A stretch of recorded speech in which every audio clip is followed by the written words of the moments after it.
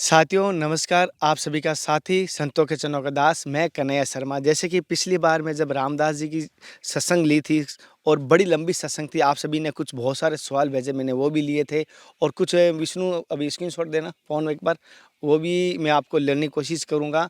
आपके अभी लाइव जो लास्ट सवाल है वो भी मैं लेने की कोशिश करूँगा और पहले जो कमेंट किए उनके भी लूँगा। साथियों एक छोटा-सा निवेदन करता हूँ, मेरी कोशिश ध्यान गलत हो तो मुझे माफ़ कर देना। कोशिश करें कहीं संतों को प्रसन्न करने जा रहे हो, भगवान को प्रसन्न करने जा रहे हो, सबसे पहले देखिए अपने माता-पिता क्या आप उनको प्रसन्न कर पाए हो क्या? क्या वो आपके व्यवहार से, आपके कार्य से, आपकी बात से खुश है क्या? क्या वो प्रसन्न है क्या? अगर वो प्रसन्न है तो आपके गुरु प्रसन्न होंगे, आपके भगवान प्रसन्न होंगे। अगर वो रो रहे हैं और वो दुखी है और आप बाकी प्रसन्न करना चाहते हो, मैं कहता हूँ आप गलत रास्ते जा रहे हो। आप पहले वहीं से मार्ग लीजिए। अब जिन महाराज जी के रामदास जी के पास आया हूँ तो पहले इनसे आशीर्वाद लेते हैं, फिर आज की सत्संग शुरू करते हैं। महाराज जी मेरी तरफ से और देखने वाले समस्त साधकों की तरफ से आपके चरणों में प्रणाम। जय सीताराम। जय सीता। महाराज जी जैसे पिछली बार सत्संग ली बहुत सारे साधकों ने सवाल किया, लेकिन आज पहले मैं कुछ गृहस्थियों के सवाल लेता हूँ कि उनमें जैसे क्या गया कि जैसे कि धन प्राप्ति करने के लिए होता है ना, तो उनको लक्ष्मी जी की पूजा बताते हैं। अगर बुद्धि प्राप्त करने कहते हैं गणेश जी की पूजा करो, विद्या प्राप्त करने की सरस्वती की पूजा करो, अगर बल प्राप्त करने का हनुमान जी की प्राप्त करो, और कुछ नहीं जिसको नशा करना है वो तो कहता है महादेव की पूजा कर लो। तो इस प्रकार हमारे समाज गलत हो तो मुझे माफ़ कर देना, लेकिन कुछ कहते हैं क्या महाराज जी ऐसा है जिससे कि धन भी मिले, माया भी मिले, बुद्धि भी मिले, व्यापार भी मिले, सब कुछ हो गस्त में और हमें एक ही देवता से प्राप्त हो सकता है सारा? तो ये तो सब राम जी में ही घटता है ना। राम जी के एक ये नियम है कि 4 प्रकार के भक्त होते हैं भगवान के। एक तो अथार्थी माने दुखी, और एक जिज्ञासु होते हैं। तो अथार्थिक मतलब दुखी की बात करता हूँ, 3 की बात नहीं करूँगा। अथार्थिक किसी दुख के कारण भगवान के शरण में आएगा। अच्छा। अब दुख कई प्रकार का होता है, किसी को धन चाहिए, किसी को शारीरिक दुख, तो दुख के कारण आएगा कि हमारा रोग ठीक कर दीजिए। धन नहीं है, धन के लिए किसी को शादी कराने के लिए आएगा। जितना भी दुख है, दुख में सब में एक आ जाता है। तो वो राम जी का यदि उपासना करता है तो उसमें 2 बात होती है। एक तो राम जी उसका जो मनोकामना है वो तो पूरा कर देंगे। बोनस में देते हैं एक चीज़ और, क्या? अपनी भक्ति दे देते हैं। सोचते हैं कि किसी तरह से हमारे शरण में तो आया तो उसकी मनोकामना तो पूरा करेंगे, लेकिन बोनस में हमारा भजन किया, उसके बदले में भगवान अपना धाम दे देते हैं। एक कोई देवता नहीं देता है। जिस देवता का भी, जैसे शंकर जी का उपासना करिए तो शंकर जी कोई भी मनोकामना पूरा करने के लिए भगवान उनको फूल रूप से कोठारी बना रखे हैं। कोठारी बना रखी। वो भगवान के कोठारी है, जो चाहिए आप ले लीजिए वहाँ से। लेकिन आप उनका जो भजन पूजन करिएगा तो उसके बदले में वो वस्तु दे देंगे, बोनस नहीं मिलेगा वहाँ। कोई भी देवता बोनस नहीं देगा। बोनस नहीं देगा। हाँ, बोनस कुछ भी नहीं देगा। कोई कोई कंपनी है ना, जहाँ आप काम करते हैं तो पेमेंट तो देता ही है, साल में दीपावली वगैरह में बोनस दे देता है। तो कोई कोई बोनस कंपनी दे, सब तो नहीं देती है, कोई कोई देता है जो बहुत स्मार्ट है, ग्लोबल एरिया में है, लाइन में। तो उसी प्रकार राम जी के भजन करने से राम जी मनोकामना तो पूरा करते हैं। जैसे किसी देवता का पूजन करिएगा, जो कुछ मांगिएगा वो वस्तु तो दे देगा, लेकिन उसके भोगने की क्षमता नहीं देगा वो। अच्छा। तो राम जी उस वस्तु को दे के भोगने की क्षमता दे देंगे। जैसे पेट में अजीर्ण है, अब कोई ला के आपको खूब बढ़िया से मेवा मिष्ठान ले आके दे दिया, तो मेवा मिष्ठान तो आपके पास है, आप जानते हैं कि मैं खा लूँगा तो पेट खराब हो जाएगी, फिर बीमार पड़ूंगा। तो मेवा तो दे सकते हैं वो, पर पचाने की शक्ति कोई देवता नहीं देता है। पचाने की शक्ति राम जी ही दे पाते हैं, वो उनके पास ही अधिकार है। शंकर जी को कोठारी तो बना दिए हैं, पर पचाने की शक्ति देने का अधिकार नहीं है उनको। जैसे राक्षस है, सब खूब घोर तपस्या करता है, सब मांगता है सब कि हमको अमुक वस्तु दे दे, ठीक है ले लो, पर उस वस्तु को संभालने की क्षमता नहीं देते हैं। शंकर भगवान नहीं दे सकते हैं वो। अच्छा। केवल वस्तु दे सकते हैं। जैसे बाणासुर कह दिया कि हमको इतना बल दे दीजिए कि हमारे सामने से कोई नहीं लड़े। रावण भी बल मांग दिया, सभी बल मांगे, दुनिया भर के मांगे, भस्मासुर भी बल मांग लिया, कि हमारे सामने जो आवे सिर पर हाथ रखूं जल जाए। ये वस्तु तो कर दिए, लेकिन अपने को नहीं बचा पाए वो। बचाए, लेकिन राम जी धन्य है कि वस्तु जब कोई भगत उनसे मांगता है, सभी देवता छोड़ के जब उनसे मांगता है तो वो पचाने की भी शक्ति देते हैं और वो धन भी दे देते हैं। जब पचाने की शक्ति नहीं होगा तो धन लेके करिएगा क्या आप? अरे आप खाइए, पेट खराब हो जाए, बीमार पड़ जाइए तो फ़ायदा क्या हो वस्तु लेने के लिए। लेकिन राम जी के साथ ऐसा नहीं होता, वो वस्तु भी देते हैं और प्लस उसका पचाने की शक्ति भी दे देते हैं। अच्छा। तो ये केवल स्पेशल पावर राम जी की तरफ है। मैंने राम जी का कोई भी भजन किया तो उस भजन के बदले वो मनोकामना तो पूरा करेंगे। राम भगत की जगह 4 ही प्रकार है, 4 प्रकार के होते हैं। उसमें सबसे पहला दुखी रखा गया है। तो दुखी व्यक्ति के मनोकामना पूरा कर देते हैं। एक बार मैं अपनी कहानी बता दूं, इसी विषय हल्का सा थोड़ा बताऊँ, ज़्यादा तो उसमें नहीं गहराई से बताऊंगा। एक बार हमको किसी वस्तु की सकाम की बात आ गई, तो हम कहेंगे राम मंत्र तो हमारे हाथ में है और राम मंत्र चला दूंगा, वो तो 1 महीने के अंदर आ जाए, पूरा हो जाएगा। फिर हम शुरू करके जैसे ही शुरू किए उसको वस्तु के नाम पर संकल्प किए। अब ज़्यादा से ज़्यादा 4-5 माला किए होंगे। हनुमान जी आगे सामने खड़े हो गए, बोले कि इसको बंद कर दो। हम बोले मैं तो बंद नहीं करूँगा, मुझे तो चाहिए। तो बोले तो हमसे ही मांग लो। हमने नहीं, आपसे नहीं मांग सकता हूँ मैं किसी से नहीं मांग सकता हूँ। केवल हमारे राम जी देंगे, उनका मैं दास हूँ, तो मालिक उनको बनाया हूँ। मांगने के लिए इधर उधर मैं हाथ फैलाऊंगा क्या? हाँ, ये सब काम नहीं करूँगा मैं। तब बोले कि नहीं, नहीं मानोगा? हमने नहीं मानूंगा। गायब हो गए वो। गायब हो गए, हम चलाते रहे तो फिर राम जी थोड़ा मुस्कुराते रहे। आँख बंद करते तो देखते थे तो मुस्कुराते रहे। हमने ठीक है, कोई बात नहीं। पर राम जी को भी शायद लगता है कि अब ठीक रहा, उनसे तो कोई बात नहीं। पर हनुमान जी हमारे पीछे पड़ गए बंद कराने के लिए।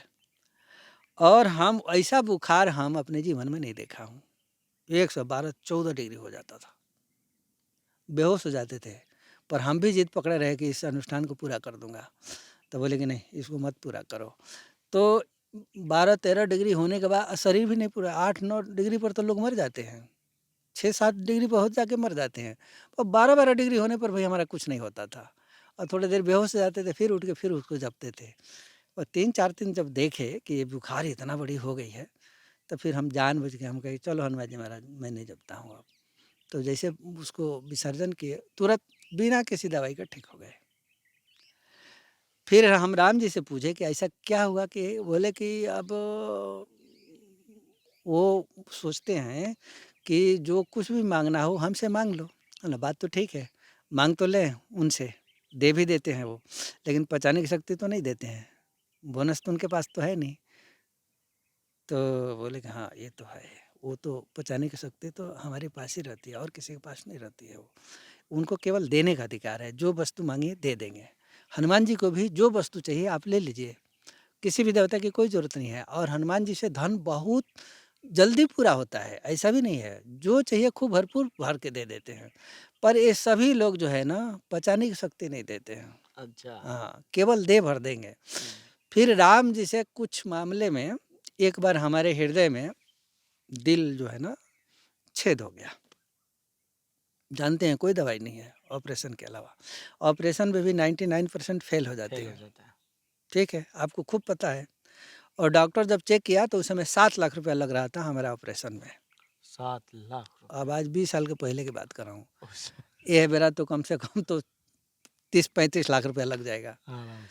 तो हम कहे कि इतना पैसा तो हमारे पास है नहीं, और ये हनुमान जी टांग अड़ाएंगे और हमको किसी से लेना नहीं।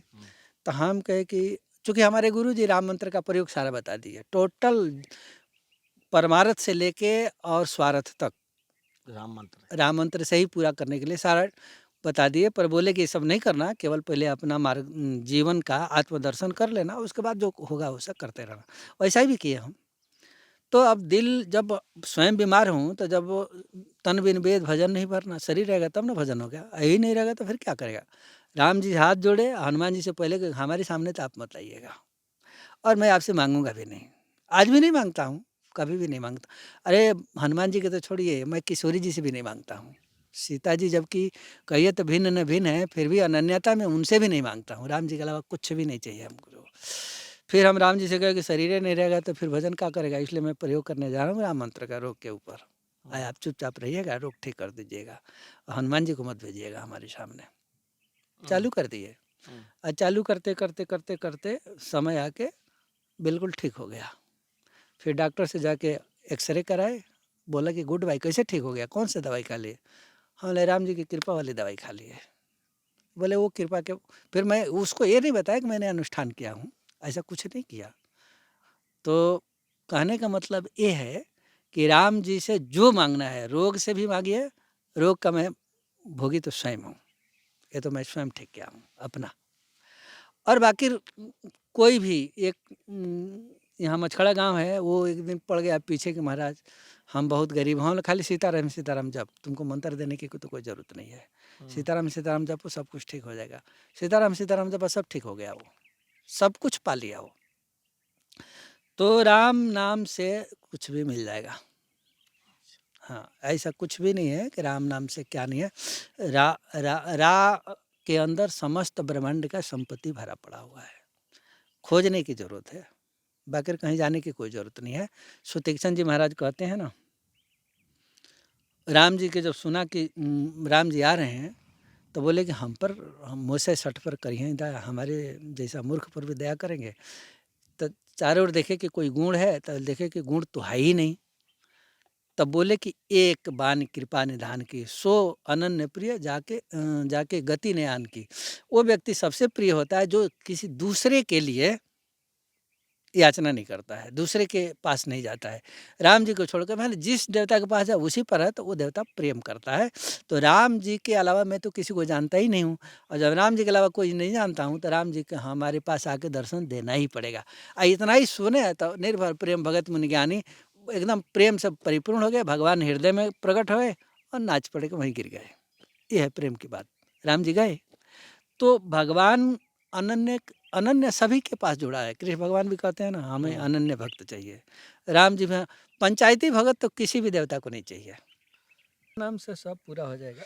एक हमारे धर्म की यात्रा के परिवार के सदस्य है जिनका नाम है गोविंद जी। उन्होंने एक लिंक भेज के मुझे महाराज जी का, किसी महाराज जी का लिंक भेजा है, और उन्होंने उसमें बताया, महाराज जी ने, कुछ वृंदावन के संतों ने उन्होंने उनको बताया है, और मैं वो आपको भी बता देता हूँ, जिससे कि पुराण में लिखा है 1000 बार नारायण विष्णु का नाम के एक राम नाम बराबर है। अच्छा, 3 राम नाम को एक कृष्ण नाम बराबर है। और कृष्ण भगवान खुद बोलते हैं, मैं इसीलिए पूरा सुना रहा हूँ। राधा नाम तदुत्तमम जस मरे राधा राधा ने तुम नारायण तस्य किम बनो। मेरा नाम कोई 100 बार भी बोलेगा, उससे एक बार राधा नाम श्रेष्ठ है। जय हो।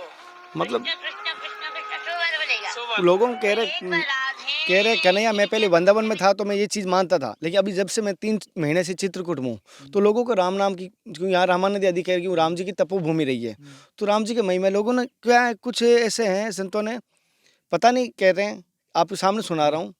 तो इसके ऊपर हमारे अबोध भोली भाली साधक हैं। नहीं, ये प्रामाणिक बात नहीं बोलेंगे ना, और हमारे यहाँ जो भी बोला जाएगा प्रामाणिक बात बोला जाएगा। भगवान शिव राम रक्षा स्तोत्र में बोले हैं, सहस्त्र नाम सम सुन शिवानी जपी जय पिय संग भवानी। सहस्त्र नाम भगवान शिव बोल रहे हैं पार्वती को। ये प्रमाण दें कि कहाँ शिव जी बोले कि राधा नाम 100 राम नाम के बराबर है, तो प्रमाण भी तो देना पड़ेगा। हमारे यहाँ तो प्रमाण दिया जाता है, उपनिषद में है, वो कहाँ से देंगे? ये गलत बात करते हैं ना। अब हम इस पर बोल दूं तो बहुत लोगों को मिर्ची लग जाएगी। नहीं महाराज जी भले ही हो, लेकिन सुनिए, मैं अब थोड़ा, अब वो जो बोले हैं तो मैं भी बोलता हूँ, आपके माध्यम से सबके पास पहुँच जाएगा। राम जी साकेत में परम लोक में रहते हैं, उनके ऊपर कोई नहीं है। कहा भी जाता है कि सप्तपुरियों में अयोध्या सिर है ना। तो सिर का मतलब क्या? प्रधान। बाकी तो मथुरापुरी है, तो मथुरापुरी में भगवान कृष्ण के निवास है, गोलोक के धाम में मथुरा होता है, तो वहाँ उनके धाम है। तो धाम होता है तो कटी ग्रीव है, कमर के बराबर है, ऊपर की बात छोड़ दीजिए, अभी यहाँ नीचे आता है। असीर होता है, तो सिर कभी कमर का बराबरी करेगा क्या? कमर जितना भी चाहेगा तो सिर की बराबरी करेगा। तो राम जी जो है एक उपनिषद में लिखा है सहस्त्र गोप बालकेषु। अब किसी को मिर्ची लगेगी, मैं तो प्रमाण देने जा रहा हूँ। हाँ, प्रमाण दीजिए। सहस्त्र गोप बालकेषु सहस्त्र गोप कन्यासु, यह संस्कृत का श्लोक है, अथर्ववेद का, इधर उधर का भी नहीं है। सहस्त्र गोप बालकेषु माने 1000 गोप बालकों के साथ, सहस्त्र गोप कन्यासु 1000 गोप बालिकाओं के साथ। मैं नाम गिनाया है, चंद्रावली, हेमा, क्षेमा, रोहा, बारावली, राधा, चंद्रिका, ऐसा नाम गिनाया है उसमें। राम आग्रे परिनिर्त्यंती, राम जी के सामने साकेत में जाके नाचते हैं लोग। साकेत में, यहाँ नहीं, साकेत में जब नाचते हैं तो राम जी प्रसन्न होते हैं। फिर कृष्ण भगवान को बुलाते हैं, बोलो जो क्या चाहिए। बोले प्रभु आपकी कृपा। अब तो मिर्ची लग जाएगी लोगों की, चूँकि ये अवतारवाद खंडन कर रहा है ये। तो बोले कि प्रभु आपकी कृपा। अरे जब भगवान हैं तो फिर उनसे कृपा क्यों मांग रहे हैं ये। तो बोले कि प्रभु आपकी कृपा चाहिए। बोले अच्छा हमारी कृपा चाहिए, कुछ और मांग लो। आते नहीं नहीं आपकी कृपा। बोले ठीक है, हमारे नाम पर मृत्युलोक में जाओ और आनंद करके आओ। तो भगवान के प्रसाद के रूप में कृष्ण अवतार दिया जाता है, राम जी के द्वारा दिया जाता है, और फिर यहाँ आके वो इतना बड़ा प्रसाद माने उस आशीर्वाद का वो भोग करते हैं। अब क्या करते हैं राम जी और इनमें, यहाँ कहीं नाच होता है ना, तो नाच होता है तो जो गाता है, गाने के बाद आप खुश होकर 100 रुपया 50 रुपये इनाम देते हैं ना। उसी प्रकार इस धरातल पर कृष्णावतार में भगवान के तरफ से नाचने का पुरस्कार दिया जाता है। अब ये प्रमाणिक है, शास्त्रों में है, इस पर कोई भी निमार्गी बात नहीं करेगा, कोई भी नहीं करेगा। ले आकर एक बार हमसे एक निमार्गी की टक्कर हुई, हम ले आकर रख दिए, हम ले इसका जवाब दो। बोले महाराज मैं जानता हूँ राम जी परात्पर बिहारी हैं, राम जी के लिए शब्द है परात्पर सर्वेश्वर, सर्वेश्वर और परात्पर कृष्ण भगवान के लिए नहीं जानना जाता है। दूसरी बात, महाभारत में अंतिम पर्व में है, अर्जुन एक दिन हाथ जोड़े भगवान श्री कृष्ण से, बोले कि प्रभु वो जो युद्ध भूमि में ज्ञान दिया था गीता का हमको, वो आज हमको दीजिए। जब राजा राजगद्दी पर बैठ गए तब बिल्कुल निश्चिंत है। सत्संग तो निश्चिंत में होता है ना, किसी दुख में तकलीफ में युद्ध में तो होता नहीं। ये सत्संग करने का जगह तो है नहीं। वो तो भगवान को लगाना था, इसलिए कर्मयोग का उपदेश कर दिए, नहीं है। अब जब वो सब राजगद्दी पर बैठ गए, सब निश्चिंत हो गए, तो बोले प्रभु, अर्जुन हाथ जोड़ के बोले बैठा के सिंहासन पर, प्रभु अब वो उपदेश जो गीता का दिए थे ना युद्ध भूमि में, वो उपदेश का जगह नहीं था, अब दीजिए, मैं अब आपका बात सुनने के लिए तैयार हूँ। अब महाभारत का अंतिम पर्व में जाके कोई भी निमार्गी जाके खोल के देखे, उसमें यही लिखा है। कृष्ण भगवान बोले कि क्या तुम भुला दिया। बोले कि हाँ, वो तो युद्ध के भूमि याद करने वाला जगह रहा, वो तो आप उपदेश दिए, शस्त्र उठा लिए, हमारा उस समय उत्तेजना आई, आपकी बात को सुनकर धर्म का याद दिलाए, उत्तेजना आई, मार दिए आपकी कृपा से।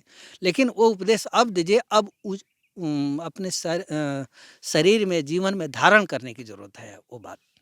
बोले कि देखो उस समय मैं जोग में था, इसलिए मैं उपदेश दे दिया था, इस समय जोग में नहीं हूँ, इसलिए मैं उपदेश अभी नहीं दे सकता हूँ। अब लीजिए, ये बड़ा कौन सा बिचोड़ भाई। जोग माने क्या होता है? जोग का मतलब 1 + 1 = 2। किसी में किसी संख्या को जोड़िएगा तो वो जोग हो जाएगा। जोग माने जोड़। तो वो जोड़ किससे कर रहे थे? वो जोग भगवान श्री राम से किए थे उस समय। राम जी से जब वो ध्यान में दोनों का जब जोग हो गया था, तब जाके वो उपदेश दिए थे। जब जब जोग होता था तब कहते थे कि मैं ब्रह्म हूँ, ब्रह्म हूँ। और जैसे ही जोग खत्म होता था ना, तो वो ब्रह्म वाला छोड़ देते थे, फिर नहीं बोलते थे कि मैं ब्रह्म हूँ।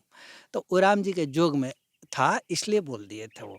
तो अब राम जी के सामने सहस्त्र गोप बालकेषु सहस्त्र गोप कन्यासु राम आग्रे परिनिर्त्यंती, तो इसको कैसे घटाएंगे? जब वो राम जी के सामने नाचते हैं तो कृष्ण भगवान राम नाम से बड़ा कैसे हो जाएगा? जो स्वयं नाचता हो दूसरे के सभा में, तो सभा में तो छोटा नाचता है, बड़ा तो नाचेगा नहीं कभी। कोई राजा अपने पब्लिक के सामने नाचेगा, अब वो जाएगा तो गले लगाएगा ना। पब्लिक अपने राजा है तो जो जाएगा वो गले लगाएगा कि नाच को उसको खुश करेगा। ये तो खुश करते हैं तब जाके इतना बढ़िया ऐश्वर्य मिलती है वृंदावन की। तो राम नाम ही सर्वोपरि है। पूरे भगवान के जितना भी नाम है, 1000 नाम, उनमें सब में राम नाम जो है प्रधान है। दूसरी बात, राम नाम प्रभावेण स्वयंभू सृजते जगतः स्पष्ट लिखा हुआ है, वेद अथर्ववेद की बात है। अब थोड़ा मोड़ा प्रमाण की जरूरत नहीं पड़ेगी ना, तो ये लोग हमारा दिमाग चाट जाएंगे। राम नाम प्रभावेण स्वयंभू सृजते जगत, माने राम नाम के प्रभाव से भगवान ब्रह्मा जी इस सृष्टि की रचना करते हैं। राम नाम माने राम नाम के जप के प्रभाव से भगवान ब्रह्मा जी सृष्टि का रचना करते हैं। आगे, राम नाम प्रभावेण विभर्ति सकलम विष्णु, राम नाम के जप के प्रभाव से विष्णु भगवान ये पृथ्वी का पालन पोषण करते हैं। राम नाम प्रभावेण शिव संघरते पुनः, राम नाम के जप के प्रभाव से भगवान शिव जी ये जगत की संहार कर डालते हैं। तो राम नाम के जप के प्रभाव से ब्रह्मा जी जगत की रचना करते हैं, भगवान विष्णु पालन पोषण करते हैं और भगवान शिव जी संहार करते हैं। लेकिन कृष्ण नाम प्रभावेण स्वयंभू सृजते जगत, ऐसा किसी वेद ने नहीं कहा है। कृष्ण नाम के जप से भगवान विष्णु जगत की पालन पोषण करते हैं, ये भी किसी ने नहीं लिखा है। और कृष्ण नाम के जप के प्रभाव से शंकर भगवान संहार करते हैं, ये भी कहीं नहीं लिखा है। जब रामावतार के बाद जब कृष्णावतार हुआ तो हनुमान जी एक दिन भी कृष्ण भगवान का दर्शन करने नहीं गए, जबकि राम जी के बहुत बड़े प्रेमी हैं, है कि नहीं। और जब युद्ध हुआ महाभारत के, तो भगवान हनुमान उस रथ के ऊपर बैठे हुए थे और कृष्ण भगवान नीचे बैठे थे। कभी भी हनुमान जी ऐसा नहीं कर सकते हैं। यदि राम जी होते तो कभी बैठ जाएंगे क्या ऊपर? वो जानते हैं अवतार भेद की कहानी क्या है, इसलिए वो ऊपर बैठे हैं, कृष्ण भगवान नीचे बैठे हैं। ऐसा क्यों? वो जानते हैं कि विष्णु भगवान का अवतार है कृष्ण भगवान का। और जब क्रूर जी जब लेके आ रहे हैं गोकुल गांव से, तो वो आके जमुना पुलिन में आके जब डुबकी लगाते हैं, तो वो डुबकी लगा के देखते हैं कि जो कन्हैया बैठा है वो विष्णु भगवान बैकुंठ के 4 भुजा वाला है। आया है ना, भागवत में पढ़ाते हैं। अब बाहर निकलते हैं तो वही निकलते हैं। अच्छा, एक और बात, गीता में जब उपदेश दे रहे हैं अर्जुन को, तो बोले कि हमारे में 8 वसुओं को देखो, हमारे में सूर्य देखो, चंद्र के देखो, ये देवता देखो, सभी देवता को दिखाएं। लेकिन कृष्ण भगवान ये नहीं कहे कि हम हमारे में विष्णु को देखो, ऐसा नहीं कहे हैं वो। आप पढ़िएगा वहाँ, इसलिए नहीं कहे हैं कि विष्णु के अवतार हैं वो। अब विष्णु ब्रह्मांड के, आपको बोले थे एक दिन कि भगवान विष्णु ये ब्रह्मांड के लिए पूर्ण ब्रह्म है, लेकिन अनंत कोटि ब्रह्मांड के लिए नहीं है, वो केवल एक ब्रह्मांड के लिए। हर ब्रह्मांड में एक ब्रह्मा, एक विष्णु महेश भगवान अपने अंश से दे देते हैं, तो वो विष्णु भगवान यहाँ के प्रधान बने रहते हैं। तो प्रधान बने रहते हैं तो वो विष्णु से जो अवतार होगा वो तो पूर्ण ही है, लेकिन परात्पर नहीं हो सकता, वो सर्वेश्वर नहीं हो सकता, सभी ईश्वर के ईश्वर नहीं हो सकता। मनु शत्रुपा जी जब वर मांग रहे हैं तो बोल रहे हैं कि देखा चाहूँ परम प्रभु सही, ब्रह्मा विष्णु महेश तो आ गए हैं, बोले कि मैं उस परमात्मा को देखना चाहता हूँ जिस परमात्मा से आप भी उत्पन्न होते हैं। तो बोले कि ठीक है, आगे बढ़ जाओ। लेकिन जब नंद और वो क्या ना, नंद नहीं, वो नंद और हाँ जसोदा जी बाल रूप के लिए उपासना किए थे विष्णु भगवान के, परात्पर बिहारी के नहीं किए हैं, तो वो खुश हुए हैं। तो बोले कि ठीक है, हमको बाल स्वरूप के थोड़ा सा सुख चाहिए। वो सुख दे रहे हैं, तो दे रहे हैं। फिर यहाँ देवकी और वासुदेव जी ये भी उपासना किए हुए हैं, तो उनके भी वही विष्णु भगवान का ही उपासना है, तो विष्णु भगवान होके आ गए। अब राम जी के दोनों अवतार की थोड़ी तुलना करता हूँ। राम जी अवतार के लिए ब्रह्मा जी के पूरे जीवन काल में एक बार आते हैं। 100 साल की आयु होती है ब्रह्मा जी की, एक दिन में 14 इंद्र मर जाते हैं, एक दिन में 14 कल्प मनवंतर होता है। तो 14 मनवंतर, 14 मनु मर जाते हैं, 14 इंद्र, 14 बार देव प्रथा का ट्रांसफर हो जाता है एक दिन में। तो वो एक दिन मतलब ब्रह्मा जी का एक दिन में 14 इंद्र के 1000 चतुर्युगी के बराबर ब्रह्मा जी का एक दिन होता है। 1000 बार सतयुग त्रेता द्वापर कलयुग जब जाएगा तो उनका एक दिन पूरा होगा, इतने बड़ी उनकी रात होती है। तो इसी हिसाब से जैसे हम लोगों का 30 दिन का महीना, फिर 12 महीने का 1 साल, फिर 18, 19, 20, 100 साल की आयु होती है, उसी प्रकार उनका ब्रह्मा जी के 100 साल पूरे होगा, उनका आयु खत्म हो जाएगी। अब ये आयु खत्म जब होती है तो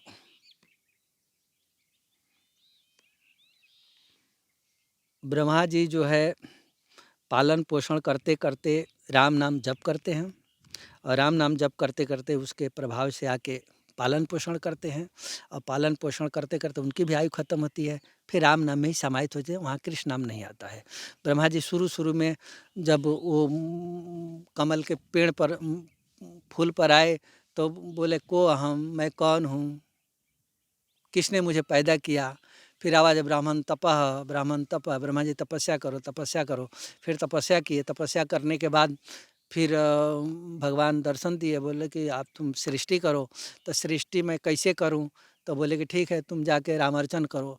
तो ये शास्त्रों में भी लिखा है कि चित्रकूट में आगे ब्रह्मा जी प्रथम रामार्चन किए, तो रामार्चन किए तब जाके उसे शक्ति मिला, तो फिर सृष्टि किए। और मैं ये तो नहीं लिखा है कि कृष्णार्चन किए। फिर कृष्ण नाम जब विष्णु भगवान से समाहित होती है, सारे नाम भगवान राम का ही है।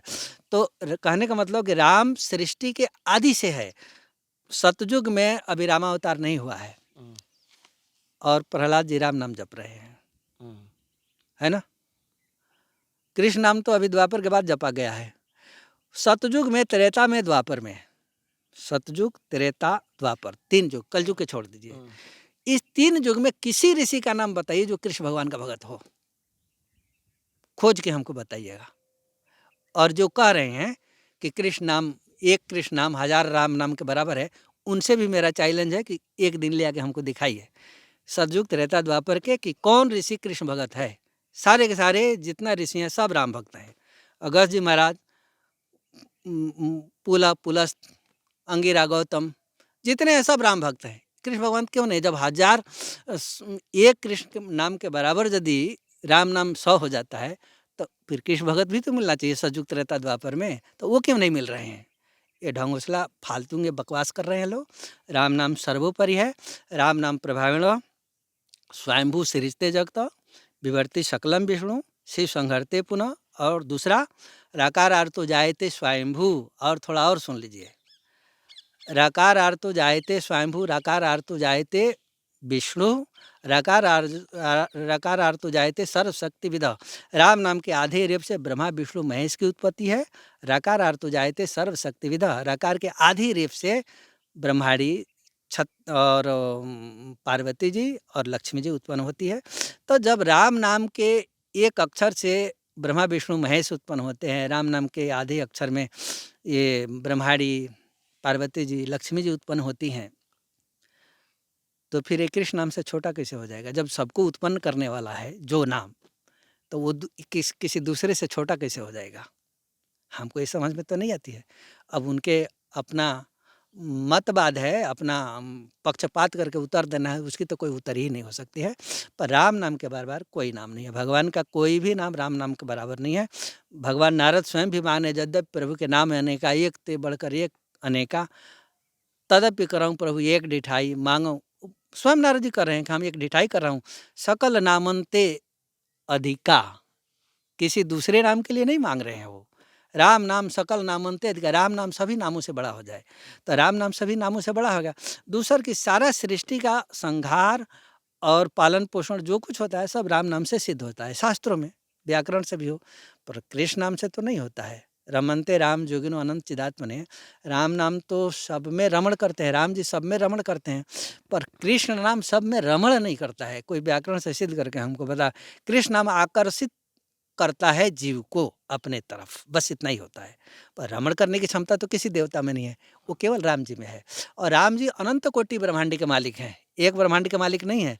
राम जी ब्रह्मांड के अंदर भी हैं, राम जी ब्रह्मांड के बाहर भी हैं। तो ये विष्णु भगवान के अवतार कृष्ण भगवान है, बढ़िया बात है, हम इसका विरोध नहीं करता हूँ, भगवान है। जितना प्रिय आपके हैं उतना ही प्रिय हमारे हैं, लेकिन कोई जबरदस्ती आके थोप लगाएगा तो हमको असह्य से बाहर हो जाएगी। महाराज जी ने बड़ी सुंदर और विस्तार से बताई, और बड़े साधकों और पंडितों और कथावाचकों से मैं कहना चाहता हूँ, महाराज जी की बात सत्संग सुन के आपका क्या कहना है मुझे कमेंट करना। और महाराज जी ने शास्त्रों के आधार पे और ग्रंथों के आधार पे, वेदों के आधार पे महाराज जी ने कहा है, और महाराज जी ने जो जो शब्द कहा है, किस किस श्लोक बताया, तो वो उसका वेद का नाम भी बताया। ऐसा नहीं कि हम अमुक सीधा नहीं बोला कि किसी वेद या किसी शास्त्र में लिखा है, महाराज जी ने नाम के आधार पर बताया। और आपको किस प्रकार लगा मुझे ज़रूर बताना, और उन साधकों का धन्यवाद करता हूँ, ऐसे सवाल करके मुझे भेजते हैं। अगला सवाल लेता हूँ। एक साधक है जिन्होंने मुझे कमेंट में सवाल किया है कि आत्मा क्या है? क्या कर्म करने में आत्मा का कोई रोल होता है? पहली तो बात, आत्मा क्या है? आत्मा और मन में क्या भेद है? और क्या कर्म जो करते हैं उसमें आत्मा और मन का रोल होता है, किसका? आत्मा और मन में भेद है कि आत्मा के बल पर ही मन चलता है, मन के बल पर आत्मा नहीं चलती है। हम्म, आत्मा तो ये जीव, ये शरीर का प्रधान है, हम्म, सब उसी के ड्राइवर वो है हम्म, आत्मा। पर वो आत्मा इंद्रियों के माध्यम से भोग करता है, स्वतः तो भोग नहीं करेगा, आप तो देखेंगे नहीं, तो इंद्रियों के माध्यम से भोग करता है। शास्त्र में एक उदाहरण आया है, एक आदमी चला, पेड़ के ऊपर एक आम फला हुआ था, आँख देखा, इंद्रिय है, आँख ने किसको बताया? मन को। मन तुरंत लालच गया, वो बता दिया आत्मा को। आत्मा ने तुरंत आदेश दिया कि चलो फिर देखते हैं, पैर चल के चला गया वहाँ। फिर आदेश हो गया कि हाथ को फिर तोड़ लो, फिर तोड़ लिया। तब तक खेत वाला आ गया, जिसका पेड़ है, वो 2-4 डंडा लगा दिया। लगाया तो रोया किसने? आँख। अब इसमें आँख का क्या दोष, पीठ का क्या दोष है भाई? पीठ तो कुछ भी नहीं किया है, पिटाई तो पीठ की हो गई ना। पीठ तो कुछ भी नहीं किया है, फिर जब डंडा गिरा तो पीठ के ऊपर गिरा। अब थोड़ा तुलना करिए यहाँ, पैर चल के गया, हाथ तोड़ लिया, आँख देखा, मन को कहा, मन आत्मा को कहा, आत्मा ने पैर को आदेश दिया, पैर चल के गया, हाथ ने तोड़ लिया, और स्वाद चखा जीव ने, और चखा फिर वो भी नहीं रखा, वो दे दिया पेट को, और पेट में गया तो संतुष्ट कौन हुआ? आत्मा। उसके पीछे फिर आत्मा ही है। फिर पिटाई हुआ तो पीठ ने दर्द झेला, उस दर्द का महसूस मन किया, मन महसूस किया तो पहले किसने देखा? आँख। आँख को रोना पड़ा, और रोते रोते उसका दर्द वेदना कहाँ हुआ? आत्मा को गई। ये तो शरीर है, स्थूल है, इसमें क्या फर्क पड़ती है? तो 4 दिन तक जो कराह हुआ वो आत्मा की कराह हुई, तो दंड किसको मिला? आत्मा को ही मिला। अच्छा, अवश्य भोक्तव्यम, जो कर्म हम करेंगे अवश्य भोक्तव्यम, जरूर भोगना पड़ेगा, इसमें तो कोई फर्क नहीं पड़ेगा, आपको भोगना ही पड़ेगा। लेकिन कालांतर में आपको समझ में आवे चाहे ना आवे, इस शरीर का जो मालिक है, रथ ही, शरीर रथ है, चूँकि इसमें 10 रथ में घोड़े जोड़े होते हैं, तो घोड़े चलते हैं, लगाम थोड़ा भी इधर उधर ढीला हो जाए तो किसी भी गड्ढा में डाल देंगे, नहीं डाल देंगे। उसी प्रकार इस शरीर रूपी रथ के ऊपर 10 घोड़े पड़े हुए हैं, 10 इंद्रियां। तो ये 10 इंद्रियां 10 घोड़े हैं, तो 10 घोड़ों के ऊपर वो सारथी के रूप में वो आत्मा ही खड़ा हुआ है। तो जिधर वो कंट्रोल करेगा, उधर उधर जिस इंद्रियों को जहाँ जहाँ भेजेगा वहाँ वहाँ जाएंगे। गोस्वामी जी बड़ा सुंदर बात लिखे हैं, इंद्रिय द्वार झरोखे नाना, तहाँ तहाँ सुर करी बैठे थाना, आवत देखें विषय बिहारी, तापुन देह कपाट उघारी।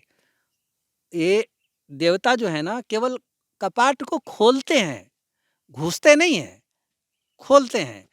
खोलते हैं तो जब दरवाज़ा खुलता है तो ये जो आत्मा है ना, ये इंद्रियों का आदेश दे देगा कि कर लो, कर लेगा वो, कर लेगा। तो फिर भाई जब आदेश देते हो तो फिर दंड भी भोगो। तो यही आत्मा बार बार शुकर कुकर जीव कीट में यही आत्मा जाता है ना, कोई दूसरा तो नहीं जाएगा। तो हर जगह का दुख सुख तो यही भोग रहा है, ठंडा जाड़ा गर्मी बरसात यही भोग रहा है। तो ये भोग आत्मा का ही होता है, शरीर तो निमित्त मात्र है, शरीर के माध्यम से उस सुख दुख का वो भोग करता है, अनुभव करता है। अच्छा,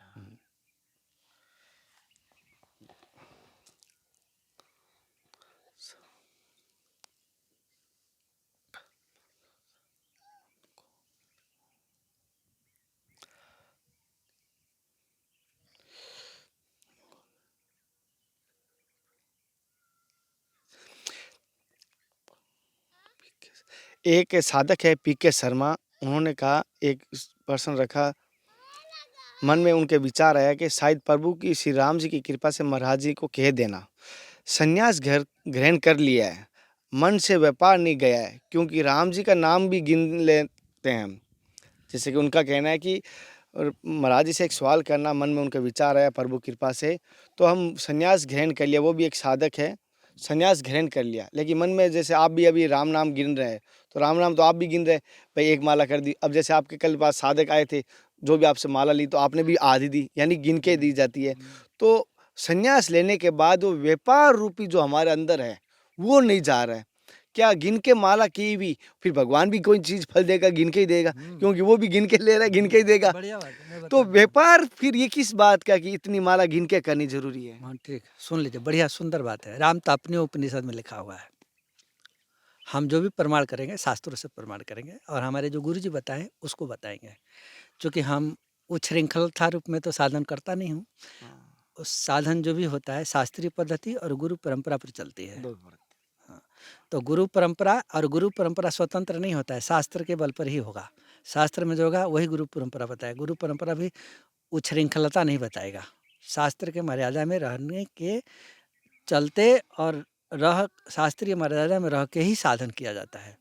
अब आता हूँ मुख्य वस्तु पर। राम तापनीय उपनिषद में लिखा है कि एक बार विभीषण जी अयोध्या आए। अयोध्या आए तो राम जी को दंडवत प्रणाम किए और बोले कि प्रभु आपके प्राप्ति के लिए सुगम उपाय कुछ बताइए हमको। तो राम जी बोले कि बहुत उपाय बता रहा हूँ वेद शास्त्र पुराणों में, सब सुगमे है। बोले कि नहीं, उन सभी उपायों में एक आसान उपाय बताइए। बोले कि आसान उपाय है कि हमारे स्तोत्रों का खूब पाठ करें। तब बोले कि महाराज स्तोत्र आपके बिना व्याकरण के तो आएगा नहीं, संस्कृत का बहुत बड़ा विद्वान बनना पड़ेगा और उच्चारण सबसे नहीं होगा, साधारण लोग कैसे करें बिना व्याकरण पढ़ने वाले, वो उपाय बताइए। बोले अच्छा, तो फिर हमारे मंत्रों का जप करें, हमारे एक खड़ाक्षर मंत्र राम मंत्र का जप करें, सब कुछ शुद्ध हो जाएगा। तब बोले कि इससे भी थोड़ी आसान तरीका बताइए, इसमें भी जम नम 8 कई प्रकार के नियम है, उच्चारण है। हाँ, तो नहीं, जैसे ध्यान धारणा प्रत्याहार, इस धीरे धीरे करते ध्यान धारणा करते सीधी समाधि तक जाता है। तो इन मार्गों का बताए हैं। तो इन तरह से ध्यान धारणा धरते हुए आहार प्रत्याहार करते हुए कर समाधि तक चले जाएंगे। तो बोले कि महाराज ये भी बहुत कर्मकांड की जगह है, थोड़ा इससे भी सस्ता बताइए। तो बोले कि अब इससे सस्ता बताऊं? बोले हाँ, इससे भी सस्ता बताइए। राम तापनीय उपनिषद में आप पढ़िए खूब बढ़िया से। तो फिर राम जी बोले कि ठीक है, सबसे सस्ता उपाय बताता हूँ। बोले हाँ, सबसे सस्ता उपाय बताइए। बोले कि कोई भी व्यक्ति अपने जीवन काल में 96 करोड़ राम नाम शुद्ध शुद्ध जप कर देगा, वो साक्षात हमारा विग्रह हो जाएगा। मैं उसके सामने होगा, वो हमारे सामने होगा। गिनती लिखा हुआ है वहाँ 96 करोड़। तो 96 करोड़ जब वो कहते हैं कि जप दो, तो हम जब नहीं गिनेंगे तो कैसे पता लगेगा कि हम 96 करोड़ जप रहा हूँ? तो गिनने के लिए तो शास्त्री कह रहा है हमको। तो 96 करोड़ हम इसलिए गिनते हैं कि हमारे 96 करोड़, ये व्यापार नहीं हुआ, भगवान की वाणी की पूर्ति हो रही है यहाँ। अब हम कहेंगे कि हाँ, हमने 96 करोड़ किया, और यदि राम जी नहीं आते हैं तब जाके उनके पर हम प्रश्न लगा सकते हैं कि आपने 96 करोड़ शास्त्रों में कहा, हमने गिन के दिया, आपने तो आया नहीं। अब तब तक 96 करोड़ होते होते वो विग्रह ही राम जी का हो जाता है। वही हाल होगा ही कि राम नाम मणि दीप धरु जी है देरी द्वा, तुलसी भीतर बाहर जो चाह सुझा। राम जी भीतर भी, हृदय में भी हो जाएंगे, बाहर भी हो जाएंगे, प्रश्न करने का झंझटे नहीं आएगा वहाँ। तो ये गिनना सबसे उत्तम है। राक्षस लोग नहीं गिनते हैं, एक पद पर 10,000 बरस खड़ा रहते हैं, लेकिन गिनते नहीं है। तो तपस्या का महत्व नहीं आता है। वरदान मांगने को आता है तो फिर लगते हैं मांगे कि हम काहू के मरे ही न मारे, हमको हजारों में कर दो। चूँकि तपस्या का परिश्रम का उनको भान नहीं होता है, ये नहीं गिनने का राक्षसी प्रवृत्ति होती है। हमारे गुरु जी बोले थे कि नहीं गिनोगे तो राक्षसी प्रवृत्ति, मेहनत ज़्यादा करोगे फल कम पाओगे, और गिन के जब करोगे तो उससे पता हो जाएगी हमने बहुत बड़ा मेहनत किया है, और बहुत बड़ा मेहनत किया है तो बड़ी संभाल के मांगोगे। तो इसलिए इसमें संभाल के मांगना पड़ता है। तो जब हमारे उपनिषद ही लिखा है कि 96 करोड़ राम नाम जपिए भगवान का दर्शन हो जाए, तो ये गिन के ही करना चाहिए। व्यापार नहीं होता है, ये साधन होता है। और नेम प्रेम शंकर कर देखा, ये भी है। तो नियम पूर्वक जब करना चाहिए। तो जब हम गिनेगा नहीं तो नियम कैसे पता लगेगा हम आज 10,000 किए कि कल 20,000 किए? कुछ पता लगेगी? नहीं लगेगी। जय सीताराम। तो जब हम गिनेगा नहीं तो पता ही नहीं लगेगा, इसलिए गिनना पड़ेगा। तब नियम जब होगा कि हम आज रोज़ 50,000 जपना है, तो हम किसी दिन बीमार भी पड़ेंगे तो पता लगेगा कि हमने आज 50,000 नहीं किया है। तो नहीं किया है तो फिर वो गिनने से पता लग जाएगी, इसलिए वो कर्म को पूरा कराएगा गिनना। इसलिए गिनना व्यापार नहीं होता। राम नाम का गिनना व्यापार नहीं होता। और धन संपत्ति सोना चांदी गिनते रहिए, खेत बाड़ी गिनिए, ये व्यापार होता है। राम नाम गिनना व्यापार नहीं होता है। महाराज जी, जैसे कि हम माला लेते हैं और जैसे कि मैं देख रहा हूँ कि हनुमान जी की बात करें, वो कभी घिन के तो माला की नहीं उन्होंने। उन्होंने हर श्वास में ना, जब कोई अजप्पा बनाया हुआ था, हर श्वास के साथ लिया। तो क्या माला से बड़ा अजप्पा नहीं रहेगा, जैसे उनको माला दी गई तो? सुनिए, जब जप करते हैं तो जप ही अजपा में पकड़ाता है, वहाँ सब कर्म बंधन टूट जाती है। वहाँ के लिए बात, उसी को पकड़ने के लिए गिनती की संख्या की जरूरत होती है। अच्छा, उसको पकड़ने के लिए। हाँ, पकड़ने और के वो लिए। कितनी माला तक पकड़ा जा सकता है, संभावना? वो तो 96 करोड़ में जाते जाते सारे मामला टूट जाएगी टोटल। 96 करोड़। और यदि राम मंत्र जपना हो तो 21 करोड़ जपिए, सब टूट जाएगा उसी के भीतर है। लेकिन फिर मंचावासा कर्मणा, पवित्र होके मन से भी कर्म से भी, मतलब कि मन में किसी व्यभिचार को नहीं सोचना चाहिए, किसी का अपहरण करने के लिए नहीं सोचना चाहिए, धन किसी का अपहरण किया, किसी का अहित, ये सब नहीं सोचना चाहिए। सभी इंद्रियों से पवित्र रखे। जैसे ब्रह्मचर्य की बात आती है तो ब्रह्मचर्य का मतलब केवल स्त्री संपर्क से दूर है ब्रह्मचर्य, ऐसा नहीं, ये गलत बात हो जाएगी। आँख से किसी भी स्त्री को न देखे, ये आँख का ब्रह्मचर्य होगा। यदि आप देखते हैं बार बार किसी स्त्री को देखते हैं तो आँख का ब्रह्मचर्य नष्ट हो गया। ये गलत आप बाणी निकालते हैं, गलत गलत गाली गलौज करते हैं तो मुंह का ब्रह्मचर्य नष्ट हो जाएगा। गलत गलत गाना बजाना सुनते हैं तो कान का ब्रह्मचर्य नष्ट हो। हर इंद्रियों का ब्रह्मचर्य होता है। ये नहीं कि एक ही ब्रह्मचर्य है, ब्रह्मचर्य हर इंद्रियों पर लागू। लोग प्राय जानते हैं कि पर स्त्री से दूर हो तो ब्रह्मचर्य ठीक है। अरे भाई, एक इंद्रिय का ब्रह्मचर्य होगा, बाकी अन्य तो खुला हुआ है ना। तो हाथ का भी ब्रह्मचर्य है, किसी की चोरी नहीं करिए। चोरी करेंगे तो हाथ का ब्रह्मचर्य नष्ट हो जाएगा। गलत जगह पर नहीं जाइए, यदि गलत जगह पर जाते हैं तो पैर का ब्रह्मचर्य नष्ट हो जाएगा। अच्छा। तो हर इंद्रियों का ब्रह्मचर्य है। अब इस पर एक तो लंबी चौड़ी कथा हो जाएगी, इसलिए मैं उसमें ज़्यादा नहीं जाऊँगा। आगे चलो। अपना प्रश्न करिए। जी महाराज।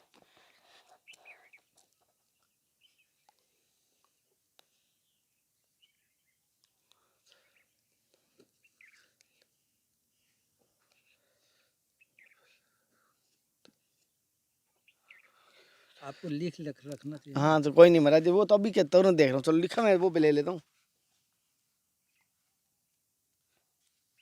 जैसे महाराज जी, पिछली बार आपने हमने गुरु जी के बारे में एक चर्चा की थी, थोड़ी बहुत, ज़्यादा तो नहीं की लेकिन संक्षिप्त में की थी।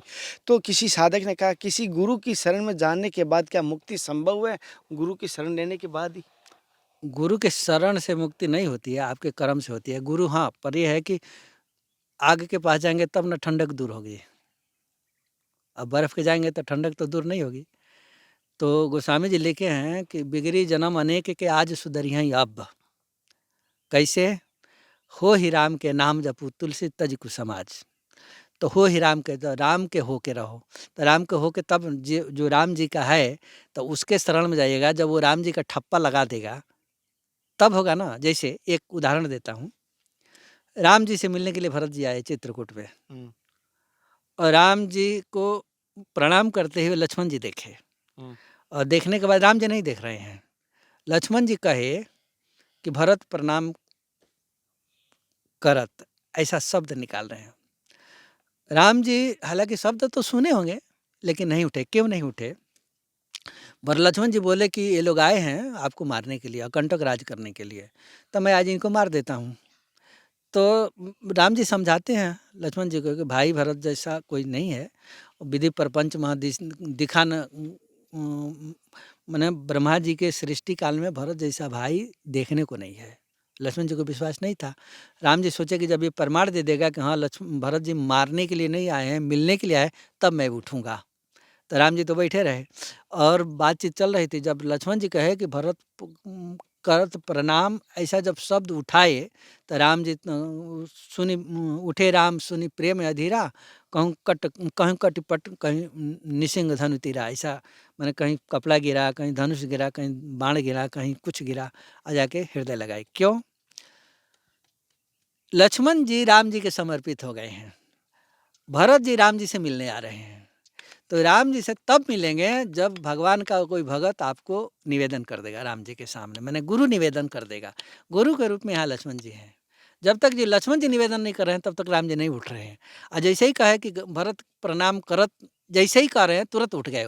मतलब गुरु निवेदन कर दिया थाली में आप भोग लगा के आटा रोटी चावल दाल साग सब्जी 56 भोग रख दीजिए, तुलसी पत्र नहीं डालिएगा तब तक प्रसाद नहीं बनेगा। उसी प्रकार कोई वैष्णव भगवान के पास जो पहुंचा हुआ है, वो जब तक आपका निवेदन नहीं करेगा तब तक राम जी अपना संबंध स्वीकार नहीं करेंगे। अच्छा। हाँ, जब वो स्वीकार कर जाएंगे तो वो फिर गुरु के सानिध्य में आप जो साधन बताएगा वो करेंगे तो मोक्ष क्या, वो तो अमर पद भी चला जाएगा। मोक्ष से भी थोड़ी और बड़ी वस्तु भक्ति है वो भी प्राप्त कर जाएगा, लेकिन स्वतंत्र नहीं करेगा। बिना गुरु के मार्गदर्शन से, गुरु बिन भव निधि तरई न कोई, जो बिरंच शंकर समई, ब्रह्मा विष्णु महेश भी हो जाए, गुरु का मार्गदर्शन नहीं है तो कुछ भी नहीं होगा उसको। महाराज जैसे कि एक छोटा सा साधक है, माता जी है साधना में, उन्होंने कहा है, जैसे भी आप याद आ गया तो वो सवाल मुझे याद आ गया, जैसे भी आप माला जप कर रहे हैं और माला जप करते हुए भी सत्संग कर रहे हैं आप, तो माला भी जब चल रही है, अब सत्संग भी चल रही है, मेरी बातों पे ध्यान दे रहे हो और बात भी कर रहे हो, तो सत्संग भी कर, ये कैसे संभव हो रहा है? असंभव, जो वही भी बोले ना कि अजपा हो जाए, तो जब तक अजमा है तो सत्संग करने से कोई फर्क नहीं पड़ता, भीतर तो चलता रहेगा वो। अच्छा। हाँ, उसमें तो कोई फर्क नहीं पड़ेगा, आपको उसको पकड़ने के लिए ही जप करना है वो। और जैसे कि महाराज जी माला जब क्या मानसिक करनी चाहिए या बोल बोल के करनी चाहिए? नहीं, वो 3 प्रकार की है। शुरू में साधक को बोल के करना चाहिए, कान भी सुने, ज़्यादा नहीं, अपना कान सुने। तो ये प्रथम बैकरी बाड़ी से ही चलना चाहिए। अब बैकरी चलते चलते वो अपने आप ओठ बंद कर देगा, आपको बंद करने की जरूरत नहीं पड़ेगी। ओठ बंद हो गया, भीतर जिह्वा चलेगी, और फिर कुछ दिन और चलेगा तो फिर जिह्वा भी बंद हो जाएगी, फिर अपने आप नाड़ी पकड़ लेगी, फिर कुछ दिन के बाद नाड़ी भी बंद हो जाएगी, फिर अपना आप अजपा हो जाएगी। और जब उसका अजपा हो जाएगा तो ये माला तो उस अजपा को याद करने के लिए होती है। वास्तव में जब वो अजपा पकड़ लेगा तो ये तो केवल सहारा होता है, उसको याद करने के लिए वो चलता, ये बोनस में ज़्यादा मिलता है, वो तो चल ही रहा है। ये ज़्यादा बोनस में जितना आप करेंगे वो एक अलग आ जाएगा, माने एक्स्ट्रा लाभ हो जाएगी। तो एक्स्ट्रा लाभ क्यों छोड़ेंगे, जब हम इसी के चलते उसको प्राप्त किए हैं तो इसको नहीं छोड़ सकते हैं। जड़ को नहीं छोड़ना चाहिए, जड़ को जो छोड़ता है वो पिस जाता है चक्की के जैसा।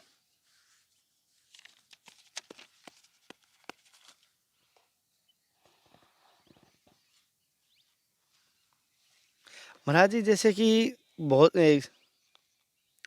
जैसे महाराज जी शक्तिपात क्या होता है? शक्तिपात की क्या परिभाषा? शक्तिपात जैसे हमारे में जो शक्ति है, हम 2 मिनट में आपको भर दूँ, क्या ये आज होती है? होती है, पर क्यों करेगा ऐसा? उसमें शक्ति नष्ट होते है, क्यों करेगा ऐसा?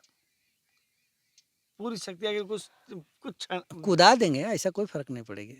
ऐसे कोई फर्क खूब चिल्ला चिल्ला के वो लोट के राम राम जपने लग जाएगा, पर इससे हमें क्या फ़ायदा? क्या करेगा ऐसा आदमी? अपनी शक्ति हरास होती है ना उसमें। शक्तिपात का मतलब कि अपनी शक्ति उसमें पात कर दिया, डाल दिया। मतलब लाखों का बैलेंस से 100-200 रुपए डाल दिया करो। हाँ तो यही करने वो कौन सी लोक रिझाए, कौन सिद्धि के लिए करेगा ये भक्ति? इसलिए सदा रही अपन पव दुराए, सब कुछ छुपा के अपना आप बैठे। ये तो आपके प्रश्न का उत्तर दे रहा हूँ। नहीं ऐसे सत्संग में कर रहे हैं महाराज जी, जैसे कि मैं इस संसार में क्यों आया हूँ, मैं कौन हूँ और मेरा कर्तव्य क्या है, मुझे तो मरना है, ठीक फिर है। आया क्यों? तो ये प्रश्न आपका नहीं है, ये तो शास्त्रों ने किया है। ततः किम, तुम क्यों आए हो? साफ साफ बोल रहा है, वो पूछ रहा है ततः किम, तुम क्यों आए हो? ततः किम, यहाँ आकर तुम क्या कर रहे हो, और यहाँ आने के लिए मकसद क्या है तुम्हारा, और उस मकसद में सफल क्या हो रहे, क्या कर रहे हो, थोड़ा सोचो तो। ऐसा प्रश्न शास्त्र ने किया है। ततः किम, तुम क्यों आए हो यहाँ, क्या करने आए हो, और उस विषय में करते क्या हो। ये प्रश्न शास्त्र का है। बिना शास्त्र के प्रश्न किया कोई व्यक्ति तो कर ही नहीं सकता है। तो सर्वप्रथम सभी लोग कहते हैं कि गर्भ में आता है, जब गर्भ में उल्टा लटकता है तो भगवान से प्रार्थना करें कि नरक कुंड से निकाल दीजिए, फिर मैं हमेशा आपका भजन करूंगा, दूसरा कुछ भी नहीं करूंगा। वहाँ तो खूब मनौती मानता है, भगवान से चिरौरी करता है, प्रार्थना करता है, बाहर निकलता है, फिर भूल गया। इसीलिए शास्त्र प्रश्न करता तथा किम, तुम वहाँ से आके यहाँ क्या कर रहे हो, वहाँ क्या प्रार्थना किया, अब उसको बोल रहे हो। तो मनुष्य का जो जन्म है भगवान के भजन के लिए होता है, और कोई दूसरे क्रिया के लिए होता ही नहीं। कब हो कि करी करुणा नरदेही देत इस बिनु हेतु सनेही। 84 लाख जोनी में भरमते भरमते जीव जब आता है, अंत में जब कृपा करके भगवान जब मनुष्य जोनी देते हैं और मनुष्य जोनी देने के बाद भी भटक जाता है तो भगवान को आंसू आती है कि फिर ये 84 के चक्कर में जाएगा और 84 के चक्कर में जाएगा तो फिर वही गड़बड़ हो गई। तो भगवान कभी कभी कृपा करके बीच बीच में मनुष्य को जोनी दे देते हैं कि अभी भी सुधर जाए। तो मनुष्य जीवन मिलने का मतलब ये होता है भोग विलास में बिताने के लिए नहीं, धन संपत्ति कमाने के लिए नहीं। हाँ, उसको करिए, उसको करते हुए भगवान को स्मरण करते रहिए। और ये वांछित कर्म जो हैं अपराध वाली, चरित्रहीनता वाली, झूठ झपाट वाली, चोरी अपहरण, ये जितने भी पाप व्यभिचार वाले जितने भी रास्ते हैं उनको बंद करके आप घर गृहस्थ में रह के भी भगवान का भजन करके भगवान को प्राप्त कर सकते हैं। संन्यास लेने की कोई ज़रूरत नहीं पड़ेगी। लेकिन वहाँ ये काम बंद नहीं होता है, कोई ना कोई अपराध घेर लेता है। गृह कारज नाना जंजालाती अति दुर्गम शैल विशाला, तो उन वहाँ नहीं छूटता पर साधु समाज में स्वतः छूट जाता है। वो उन अपराध को छोड़ने के लिए एक अच्छा नया तरीका है कि घरे में वो छोड़ दो, जहाँ वो अपराध बनता है वो जगह में छोड़ दो, तो यहाँ आके वो बन जाता है। यहाँ किसी से कोई झगड़ा नहीं है, चुपचाप अपना बनाया, क्या हो गया, अपना भजन किया। महाराज जी, एक साधक ने सवाल किया था पिछली बार कि जैसे कि वो व्यापार, अभी आपने बात की नहीं गृहस्थ वाली, तो रियल में जंजाल है और घर में गृहस्थों को सुखी करने के लिए या उनकी मांग, उनकी इच्छा पूर्ति के लिए उनको व्यापार धंधा करना पड़ता है। उस व्यापार में थोड़ा बहुत वो झूठ भी बोलना पड़ता है। ग्राहक आया ऐसे मतलब कोई नहीं, वो बोरी ले आके दे दो उनको बैठने के लिए। ठीक है। जैसे व्यापार में थोड़ा झूठ भी बोलना, 20 रुपये किलो चीनी लेके आया है तो ग्राहक को बोला मैं 25 लाया हूँ और तेरे को 26 में दे देता हूँ, और ग्राहक फिर कहेगा मुझे 25 में दे दे, और वो दुकानदार सोचता है फिर 5 रुपये बचा और ग्राहक देखता है मेरे इसमें खुशी है। हाँ, तो वो व्यापार हुआ ना, वो झूठ झाड़ तो होता है ना दुकानदारी में। हाँ, तो उसका फिर भी दोष लगेगा ना, सबका लगेगा। तो फिर वो तो भूखा मर जाएगा ऐसे। नहीं नहीं, कुछ नहीं भूखा कोई मरता है। वो ये मत कहे कि हम इतना में खरीदा हूँ, वो कहे कि हमको इतना में बेचना है, आपको खरीदना है तो खरीदिए, हमारा इतना में पड़ेगा।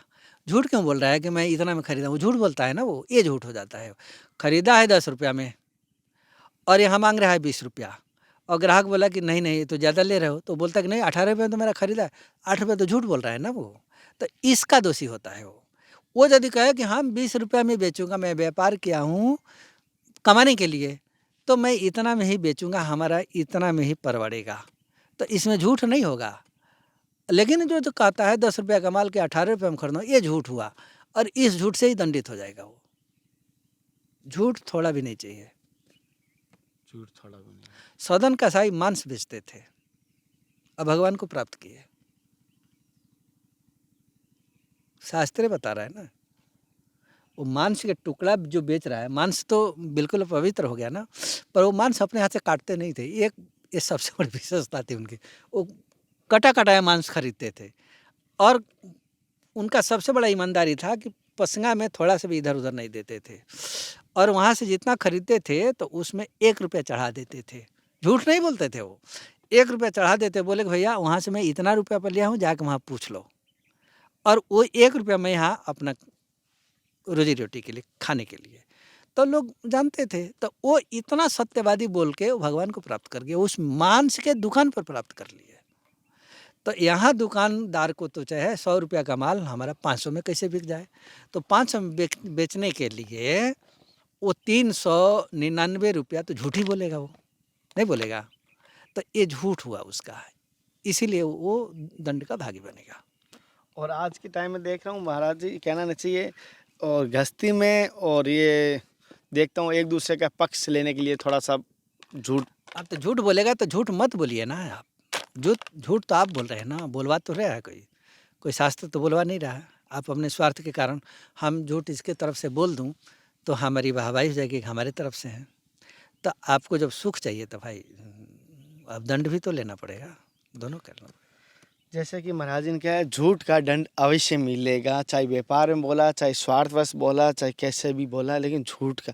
महाराज जी एक बात कहूँ इस झूठ के ऊपर, अगर किसी की जान बचाने के लिए झूठ बोला गया है, कहीं कुछ नहीं, सत्य बोलिए, सबका जान बच जाएगा।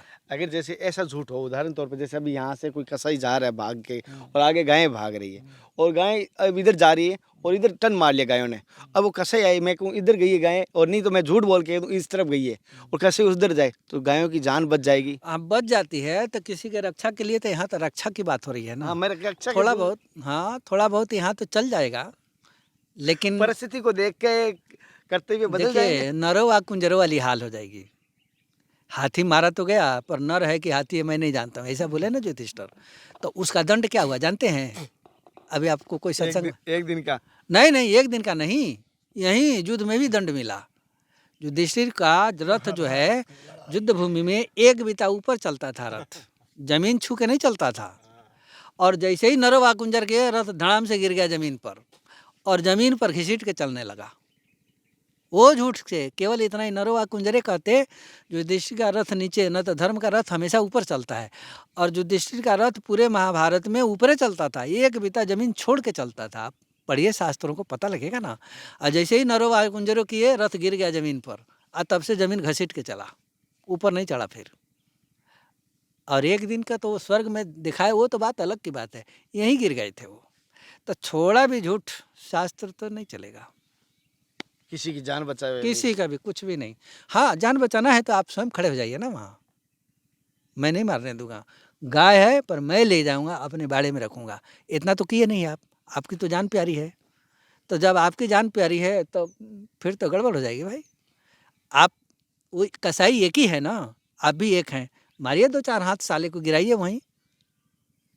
कई भगत हैं गाय के चलते मार के गिरा दिए हैं। तो ये काम तो लोग बात नहीं करेंगे, बस झूठ बोल दो हम बच जाए, और वो भी अरे ऐसा कैसे हो जाएगा भाई। गाय बचाना, जैसे दिलीप जी हैं, दिलीप जी गाय चरा रहे थे, वशिष्ठ जी महाराज गाय को बोले जाओ चराओ, लड़का चाहिए उनको, तब बोले कि नंदिनी की सेवा करो, और नंदिनी जब प्रसन्न हो जाएगी तो आपको बेटा दे देगी। नंदिनी कामधेनु की लड़की है, चरा रहे थे, संजोग से बाघ आ गया और गाय को दबोच लिया, नंदिनी को दबोच के गिरा लिया, गिरा के अब काटने की तैयारी। दिलीप जी दौड़े दौड़े पहुँचे वहाँ, बोले कि इस गाय के बदले में दूसरा मांस ले लो, मैं मार के गिराता हूँ, पर इसको मत खाओ। बोले कि नहीं, मुझे दूसरा मांस तो नहीं चाहिए। बोले कि नहीं, तो फिर नंदिनी को तो मैं नहीं मारने दूंगा। बोले मैं भूखा हूँ। बोले ठीक है, भूखा हो तो दूसरा मांस ले लो, मैं देने के लिए हिरण का मांस ले आता हूँ। तो वो राजा हैं, वो तो किसी पवित्र हिरण को मारेंगे ना, माने बूढ़े हिरण जो चल फिर नहीं पाता, उसको मार के ला के दे देते। बोले नहीं, दूसरा नहीं चाहिए, आप अपना मांस दोगे? बोले हाँ मैं अपना दे दूंगा। देखिए अब यही परीक्षा हो रही है उनकी। बोले आप अपना दे दोगे? अब वो बाघ जो है ना धर्म बना हुआ है, कोई दूसरा नहीं है, धर्मराज स्वयं बाघ बन के आए थे परीक्षा लेने के लिए। तो बोले ठीक है फिर अपना मांस दे दो। बोले कि तो ठीक है ले लो, हमारा अपना मांस ले लो। पूरा शरीर को सौंप दिए। तब जाके उस बाग में से धर्मराज निकले, बोले मैं तो आपका परीक्षा कर रहा था। नंदिनी बोली कि मैं आपका परीक्षा कर रही थी, जाओ आपको लड़का होगा। तो फिर उनका लड़का हुआ। अच्छा, तो एक और राजा हैं सूर्यवंश के, एक कबूतर आके उनके पास गिर गया। हाँ, वो बहेलिया के आगे, कबूतर पर मेरा अधिकार है। बोले कि नहीं, ये हमारे गोद में है। तब बोले कि नहीं, मुझे तो वो बाज, बहेलिया नहीं बाज रहा हूँ। बोले कि मुझे तो कबूतर के बराबर मांस चाहिए, और वो भी आपके शरीर से। जब आपको छुड़ाना चाहते हैं तो दो, अपना दो, मैं भूखा हूँ। तो बोले कहाँ से मांस लो? बोले कि जांग से दे दो। तो बोले कि ठीक है लो, उठाए तलवार, काट दिए, काट के दे दिए। तो ये जो गाय बचाने वाले लोग दंत कथा जो बोलते हैं, इसके पीछे सूक्ष्म बात नहीं बोलते हैं, अपने को बचा के रखते हैं। अरे भाई धर्म पूरा करना है तो अपने को मत बचाओ, उसमें झोंक दो, नहीं है। जब बताना है तो गाय भी एक है, कसाई भी एक है, मारो 2 हाथ वहीं उनको गिराओ कि साले तुमको मर्डर ने हत्या नहीं करने दूंगा, गाय मैं अपने घर में ले जाऊंगा। तो ये तो करेंगे नहीं, बस झूठ बोल के बचो, अपने बचो, उसको बताया, ऐसा नहीं। बड़ी सुंदर बात कही है महाराज जी ने, और बड़ी सटीक है महाराज जी की सत्संग। इसीलिए मैं दूसरा पार्ट और आप सभी के, क्योंकि महाराज जी से बस सत्संग ले रहा हूँ ना, तो बड़ी अलग लगती है, और क्यों ऐसी सत्संग बहुत कम देखने को मिलती है। महाराज जी जैसे कि एक छोटा सा ही असलियत में जानना चाहता हूँ, धर्म जैसे पिछली बार आपने बात कही थी, लेकिन उसको विस्तार से हम नहीं ले पाए, तो आज मैं वापस आता हूँ धर्म के ऊपर। जैसे कि हम कहते हैं हम सनातन धर्म है, हम कहते हैं हिंदू धर्म है, तो क्या ये धर्म है, या मैं कह दूं जैसे कि अपना कर्तव्य का पालन कर रहा हूं, क्या वो धर्म है? क्या सच बोलना ही धर्म है? नहीं, पहले तो धर्म, हमारे धर्म का शुरू में नाम सनातन धर्म रखा गया। तो सनातन तो ये आगे आदिकाल से, लेकिन असलियत में धर्म का क्या तात्पर्य है? सुनिए वही बताता हूँ। सनातन धर्म में अनेक देवी देवता बनाए गए, और हिंदू जो है ना, हिंदू और सनातन दोनों का प्रायवाची शब्द है। चाहे सनातन धर्म कहिए चाहे हिंदू धर्म कहिए, पर हिंदू धर्म शास्त्रों में नहीं है। हाँ। हिंदू धर्म नाम के शास्त्र में नहीं। हिंदू एक संज्ञा है, मान लीजिए, सनातन संज्ञा। को पहचानने के लिए। अच्छा। एक सामूहिक हिंदू का अर्थ होता है हीन जोड़ दूह, माने जो हीनता को नाश करे। तो हीनता को जो नाश करे वो हिंदू धर्म है। सनातन का मतलब जो सदा बना रहे। सनातन का अर्थ होता है जो सदा बना रहे, एक रस। वो ना कहीं छोटा होता है ना कहीं बड़ा होता है। अन्य धर्मों में छोटा बड़ा होता रहता है, पर हमारे यहाँ ऐसा नहीं होती है। तो जो हीनता को नाश करे, तो हीनता को आप तो देखते हैं कि हमारे यहाँ जाति भावना बहुत ज़्यादा है, हाँ, वर्ण व्यवस्था। वर्ण व्यवस्था है, तो इसमें हीनता कैसे आ जाएगी? हाँ, आ रही है, मैं बताता हूँ आपको कैसे आ रही है। अब किसी के शादी होता है तो हरिजन जो ढोल पूजा होती है, मालूम है ना, पहले अबे बेरा तो परंपरा शायद लोग नहीं मान रहे हैं, तो हरिजन को भी चमार को ढोल बजा के औरतें पूजा करती हैं, उसके ढोल को करती है ना, उसको भी टिक्का लगाती हैं, उसकी दक्षिणा देती है। वो तो नहीं कहती है कि तुम छुआ जाएगा, घर में तो प्रवेश है। डोम जो सुअर चलाते हैं, जो मेस्तर बोलते हैं, वो एक डाला बना के ले आते हैं शादी में। अब आपके यहाँ परंपरा में लाया जाता है, पर इधर चलता है वो। तो वो डाला लेके जब आएगा, उसके बिना लड़के का शादी ही नहीं होगा। सारा कुछ तैयार होगा, डाला नहीं आएगा तो नहीं शादी होगा उसका। तो वो डाला बना के ले आएगा, तो डाला ले आके आंगन में रखेगा, वही डोम ही ले जाकर रखेगा। फिर वो डाला का पूजन होगा, पूजन करने के बाद फिर उस डोम को दक्षिणा पानी देंगे। उसके डाला के बिना नहीं होगा, तो अब उसको घर में प्रवेश तो दे रहे हैं, यहाँ हिंसा कहाँ है? समय समय पर हम आपका इज्जत कर रहा हूँ, हमारा शादी विवाह रहा है, आपको हम बुला रहा हूँ, भोजन पानी दे रहा हूँ, कपड़ा लता दे रहा हूँ, दक्षिणा दे रहा हूँ। यदि हमारे पास हीनता होता है इस धर्म में, तो उनको बुलाते ही नहीं, शुभ कार्य में नहीं है। तो जब हम नहीं बुलाते हैं तो हीनता नहीं, हमारा हीन जोड़ दू माने हीनता को जो दूर करता है। हमारे यहाँ सभी जाति को समन्वय पूर्वक रखने का एक व्यवस्था है, पर हर जाति अपना अपना काम करे, हमारा हल्का हो जाएगा। और एक ही काम को सभी करना चाहेंगे तो अन्य काम कौन करेगा, इसलिए वर्ण व्यवस्था बनी। इसको तो तात्विक रूप से कोई समझता नहीं है, बस यहाँ ये विद्रोह वो विद्रोह, 10 विद्रोह ले आके खड़ा कर देते हैं। और अगले वाला बात,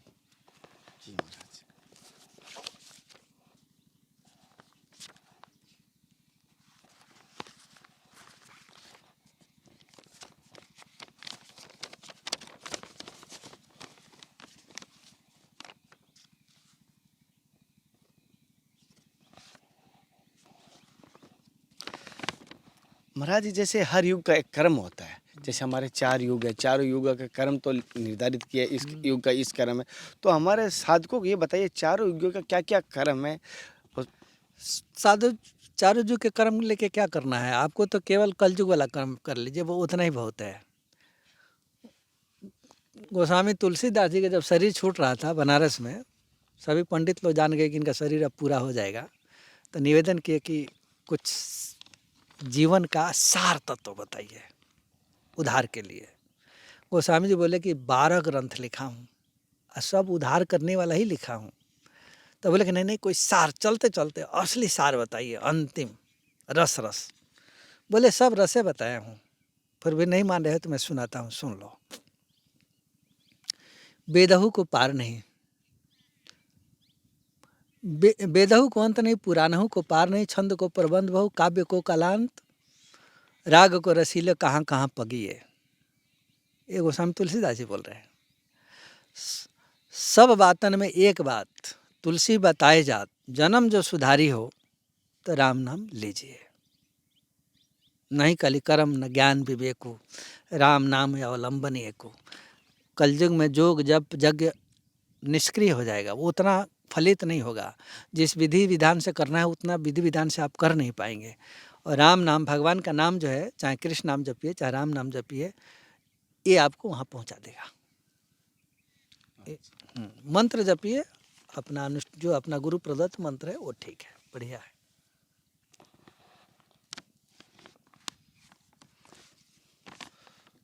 महाराज जी, जैसे गुरु जी ने जब जो 7 प्रश्न किए थे, क्या वो तात्पर्य में और परिस्थिति को देख के, आज की स्थिति को देख के उसका उत्तर बदलता है, क्या वही रहता नहीं है? नहीं, सबका उत्तर एक ही है, उसमें कोई बदलने वाला नहीं है।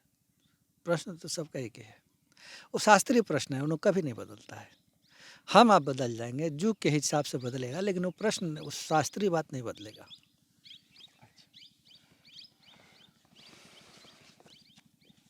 एक महाराज जी ज़्यादातर साधु का सवाल लेता हूँ। चलो ये तो इधर भक्तों के थे, उनके अटपटे सवाल आते हैं भक्तों भैया।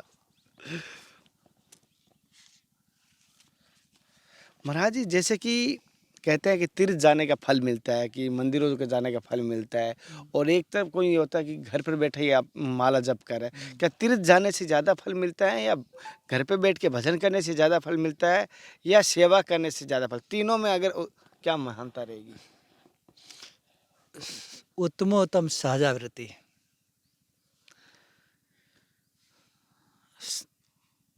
तीर्थ भ्रमण, उत्तमो वृत्ति सहजावृत्ति, शास्त्र चिंतन द्वितीय, अधमाधम तीर्थ भ्रमण, ऐसा मैंने माना गया है। सहजावृत्ति भगवान में सहज में मन लग जाता है, कहीं आने देने की जरूरत नहीं है। सारा तीर्थ, सारा व्रत, सब धर्म एक ही जगह हो जाएगा। यदि भगवान में मन लग रहा है तो बैठ के जब सहजावृत्ति, भगवान का नाम स्वतः चल रहा है, जप में मन लग रहा है, उसको कहीं जाने की जरूरत नहीं है। चुपचाप बैठ के राम राम जप है। सारे तीर्थ और जितने देवी देवता ऋषि मुनि जो कुछ है सब यहीं आके दर्शन दे देंगे। आने बाने जाने की कहीं जरूरत नहीं पड़ेगी। यदि सहजावृत्ति में मन नहीं लगता है तो शास्त्र का चिंतन करना चाहिए, शास्त्र को खूब पढ़ना चाहिए, कथा खूब पढ़ना चाहिए, कथा खूब सुनना चाहिए।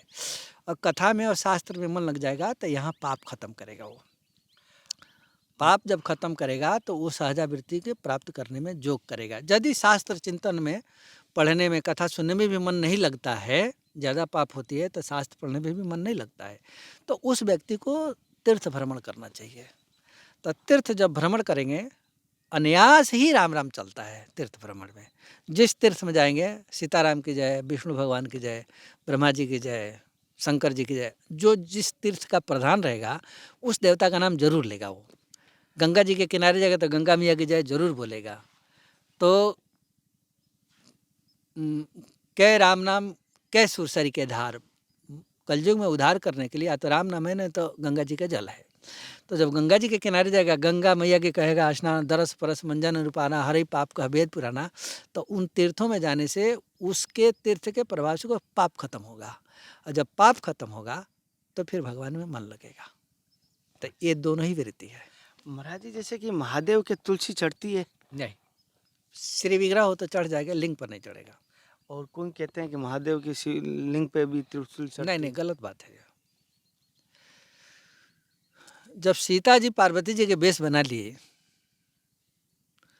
तो बिना अगतजी सती असनारी, औरत को छोड़ दिए, पार्वती को छोड़ दिए ना, मरवा भी दिए, छोड़े भी नहीं। जो ऐसा करहूँ प्रीति मिटई भगत पत हो या नहीं थी, माँ है ना वो, तो माँ के रूप बना लिया। माँ के रूप बना लिया तो फिर पत्नी को माँ के रूप में कैसे देखेंगे वो? अच्छा महाराज जी जैसे कि अभी जैसे मैंने रुद्राक्ष धारण करता हूँ, ज़्यादा कर रुद्राक्ष पहनता हूँ, तो क्या रुद्राक्ष और तुलसी साथ में पहनी जा सकती है? पहनते हैं तो कोई फर्क पड़ना है, पर तुलसी जी तो रुद्राक्ष से भी मैं बड़ी। तुलसी नहीं पहना हूँ, पहले पहनता था, हाँ, लेकिन अभी नहीं पहन रहा हूँ। नहीं, तुलसी जी के तो महत्व बहुत आगे है ना। तुलसी पहननी चाहिए रुद्राक्ष? वो देखिए, हम रुद्राक्ष निंदा नहीं करता हूँ, हाँ नहीं, मैं जानना चाहता हूँ। महत्व की बात है। हाँ। तो राम जी के प्रिय तुलसी जी सबसे ज़्यादा है, और शंकर जी के प्रिय रुद्राक्ष है। अब आप जिसका भगत हैं वो पहन सकते हैं। अच्छा, तो महाराज जी जैसे कहना नहीं चाहिए हम, अब ये तो जैसे ये राम जी जैसे हम बात करें, हम तो इसी को जानते हैं, अयोध्या वालों को दर्शन करते हैं, वहीं जाके दर्शन करते हैं। और सुना है कि इन्होंने जैसे महादेव की पूजा करते हैं रामेश्वर में, जैसे उन्होंने हाँ, तो अभी वैष्णवा नाम जथा शंभु, हमारा वैष्णव के शंकर जी आचार्य हैं, हम तो स्वीकार करते हैं ना, पर हम उनके भगत तो नहीं है ना। हम उनको आचार्य के रूप में गुरु के रूप में मानते हैं। हमारे मानने में अंतर है ना, हम गुरु रूप में मानते हैं, उनका भगत थोड़ी बन रहा हूँ। तो जब हम आचार्य मानूंगा तो उनका पूजा तो करो, विरोध तो नहीं करूँगा ना। अपने गुरु का कौन विरोध करता है? तो हमारे गुरु हैं वैष्णवा नाम जथा शंभु, वैष्णव के गुरु हैं, तो गुरु के रूप में तो हम पूजा ही करता हूँ। हम उनका विरोध कहाँ कर रहा हूँ? वो तो और आप जितना सम्मान करेंगे उससे ज़्यादा कर रहा हूँ। गुरु का दर्जा तो बड़ा होता है, भगवान से भी बड़ा भगवान से बड़ा होता है, तो हम उनका अपराध कहाँ कर रहा हूँ? हम तो उनको और प्रतिष्ठा दे रहा हूँ। तो हमारा विरोध वहाँ नहीं है। शंकर जी के भगत राम जी के भगत, वो बढ़िया बात है। तो राम जी के हम भगत हूँ, तो हम शंकर जी के भगत को, शंकर जी को तो अपना आचार्य जी मान रहा हूँ। तो हमारे राम जी तो प्रसन्न रहेंगे कि हमारे भगत को अपना गुरु मान रहा है, तो उनके भगत ही हमारा गुरु बनेगा ना, दूसरा थोड़ी बनेगा। जो राम भगत होगा उसी को ना गुरु बनाएंगे हम, दूसरे को तो बना नहीं सकते हैं। उस तरह से वैष्णवानाम जथा शंभु का मतलब यही होता है कि वैष्णवों के आचार्य हैं भगवान शिव। तो हम तो आचार्य रूप में प्रतिष्ठित कर रखा हूँ, विरोध कहाँ कर रहा हूँ? विरोध जो करे वो जाने, हम तो नहीं कर रहा हूँ। अच्छा। महाराज जी, जैसे कि बहुत सारे साधुओं ने पूछा कि महाराज जी क्या दीक्षा देते हैं क्या? अब कोई ऐसा खासम खास होता है तो देना ही पड़ जाता है, झूठ क्यों बोलने जाऊँ। अच्छा, अगर कोई भक्त आना चाहे और आपके सानिध्य में रहना चाहे? देखिए, हमारे यहाँ कहा गया है कि एक वैष्णव माने राम मंत्र की दीक्षा देने से इतना पुण्य होती है।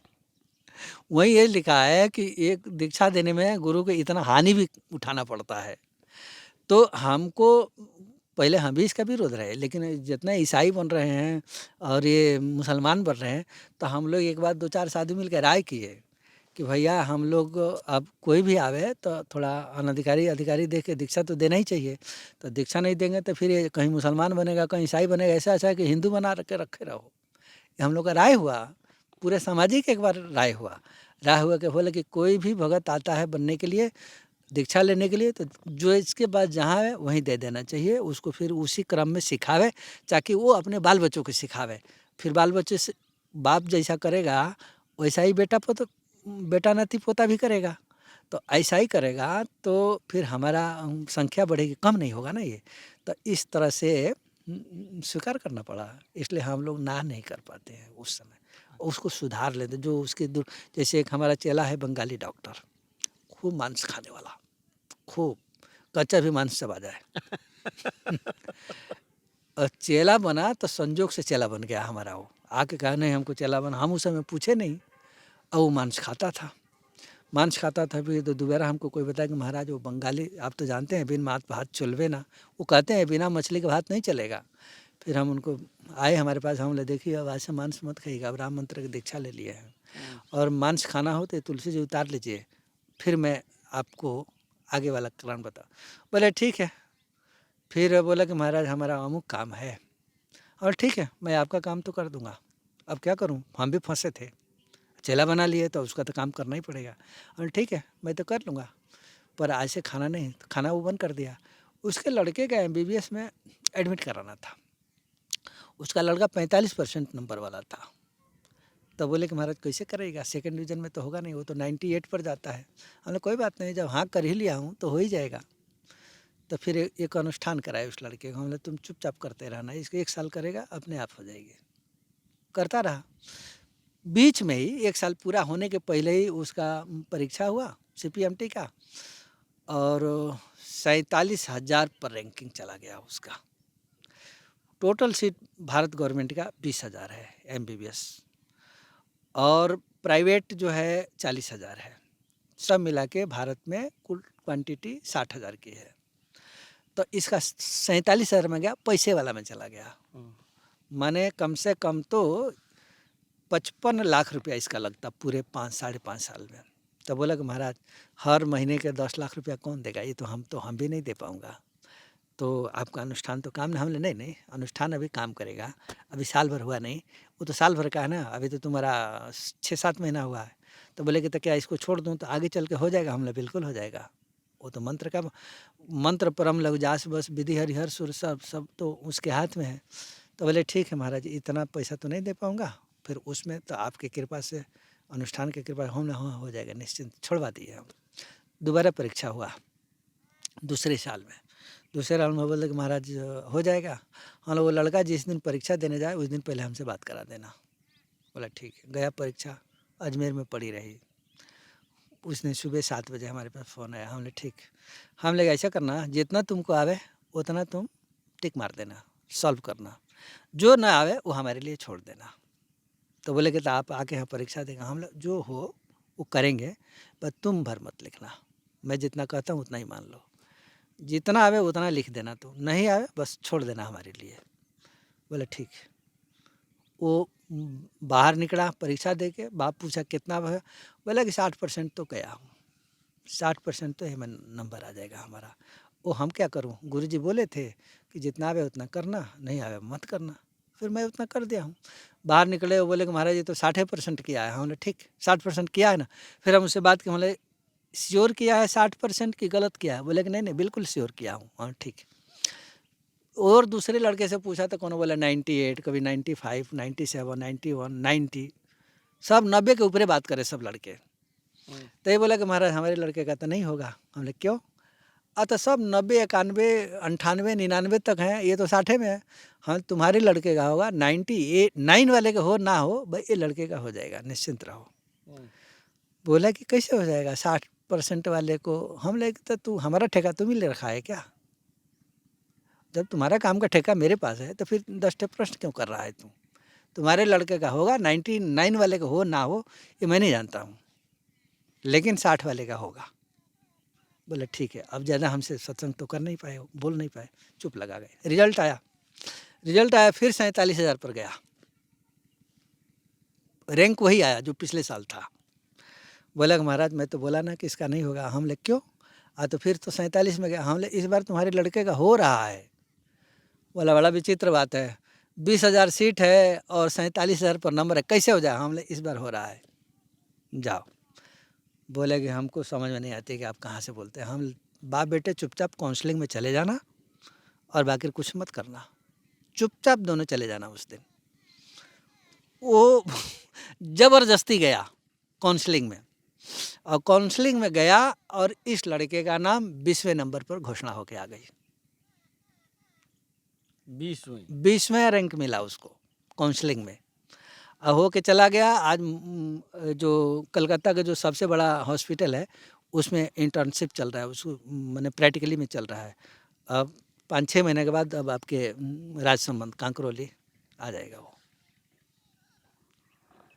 तो अब चूँकि वो मांस मछली छोड़ दिया, इतना मांस खाने वाला बंगाली, तो मांस मछली खाने वाले के एक तो बोनस पॉइंट तो देना ही पड़ेगा ना अपने को। अब उसके चलते पूरे बंगाल में जो है सारी मांस छोड़ने के लिए तैयार है सब। 22 तारीख को इसमें हमको जाना है। अच्छा। तो अब मांस तो छोड़ना ही पड़ेगा ना। तो किसी को धर्म में लगाना है तो वहाँ फिर हम लोग आगे पीछे नहीं देखते हैं। फिर तो अपना संस्कृति देख के हम चेला नहीं बनाएंगे तो फिर तब अनपढ़ रहेगा, फिर हम तो मर जाएंगे, सर जाएंगे, तो हमारी विद्या तो हमारे साथ चली जाएगी। तो इसलिए है उसको प्रचार कर देना, थोड़ा लगा देना है। महाराज जैसे कि बहुत सारे पक्की कुटिया में आश्रम में रहते हैं, लेकिन आपकी जैसे मैं देख पा रहा हूँ ये कच्ची कुटिया जैसे और घास फूस की बनी हुई एकदम जर्जर है, और आप पक्की कुटिया क्यों नहीं बनाते महाराज जी? तो बनेगा तो बनेगा धीरे से, अब इसके लिए हम जजन क्यों करने जाऊँ? नेक्स्ट से आपके से इतने सामर्थ्य भी है, आप कहो तो एक दिन नहीं लगे, एक महीना नहीं नहीं तो लगे। यही नहीं बोलता हूँ ना हम अपने तरफ से, वो बोलते नहीं, हम भी नहीं बोलता हूँ, क्यों बोलने जाऊँगा? हमारा तो गुजारा तो हो रहा है, नहीं है मांगना।